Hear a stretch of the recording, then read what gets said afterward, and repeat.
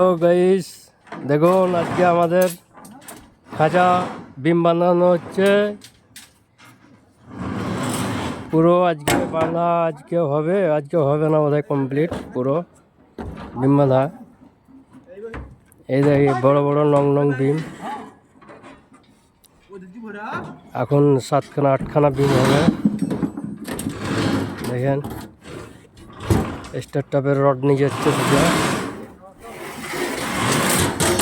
এবারে বেঁধে দেবো। দেখেন গাইস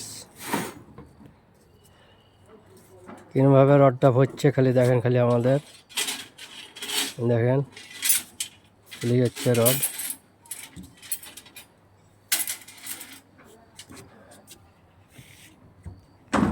কালকে কমপ্লিট হবে বিম বাঁধা।